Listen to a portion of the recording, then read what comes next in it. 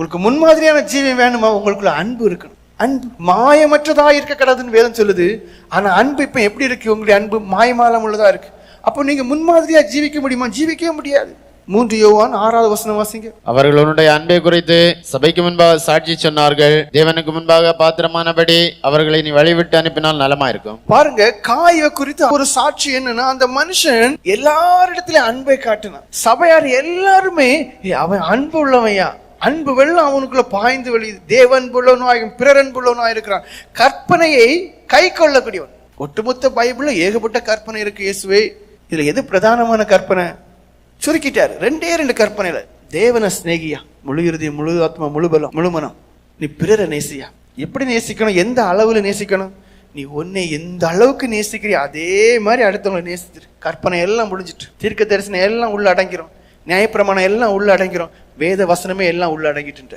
காயுவை பார்த்து சாட்சி சொல்றாங்க அவனுடைய அன்பை குறித்து. உங்களை நீங்க பாருங்க, ஆண்டவர் கேள்வி கேட்கிறார். நீ தேவனிடத்தில் அன்பு உள்ளவே என்று சொல்லிக்கிட்டு உன் சகோதரனை, உன் சகோதரி இடத்துல நீ அன்பு இல்லாதவனா இருக்கிறது எப்படின்னு கேட்கிறார். கேள்விதான் கேட்கிறார். கேள்வி கேட்கிறார். நீ என்ன ஸ்நேகிற என்று சொல்றிய, உன் சகோதரிடத்துல உனக்கு என்ன இல்ல? அன்பு இல்ல.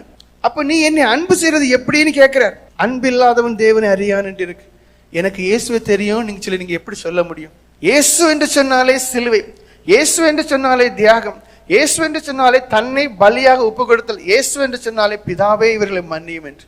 அப்படிப்பட்ட இயேசுவை எனக்கு தெரியும் என்று சொல்லும் போது தெரிந்து கொண்ட மனிதன் அந்த தெரிந்ததை வெளிப்படுத்த வேண்டும் தன்னுடைய ஜீவியத்திலே. அப்படியானால் அவனும் அன்பை காண்பிக்க வேண்டும், அவனும் தியாகியாக மாற வேண்டும், அவனும் பிறரை மன்னிக்க வேண்டும், அவனும் அந்த மனுஷனும் அந்த ஊழியக்காரனும் தன்னை ஜீவ பலியாக தேவனுக்கு காணிக்கையாக ஒப்பு கொடுத்து தேவஸ்தமே தன்னுடைய வாழ்க்கையிலே நிறைவேற்றும். தேவனை அன்பில்லாதவன் அறியான்.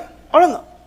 தேவன் எனக்கு அறியும் சொல்லும் போது உங்களுக்கு அன்பு வெளிப்படணும். ஏன்னா அந்த இயேசு அன்பாகவே இருக்கிறார். அடுத்து ஒருபடி மேலவே பவுல் அப்போஸ்தலர் அன்பிலே ஒன்றே இல்லை. நீங்க முன்மாதிரியா ஜீவிக்க அன்பு தேவைன்னு சொல்லப்பட்டிருக்கு.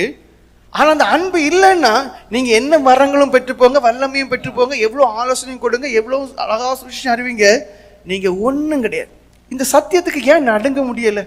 அன்பிலே ஒன்றே இல்லை. அப்ப நான் ஒரு ஊழியக்கார், நான் ஒரு பிரசங்கியார், எனக்குள்ள அன்பு இருக்கான்னு பாருங்க. அப்ப நீங்க ஜெபிக்க வேண்டியதான ஒரு காரியம் இருக்கு. அன்புக்காக நீங்க ஜெபம் பண்ணுங்க.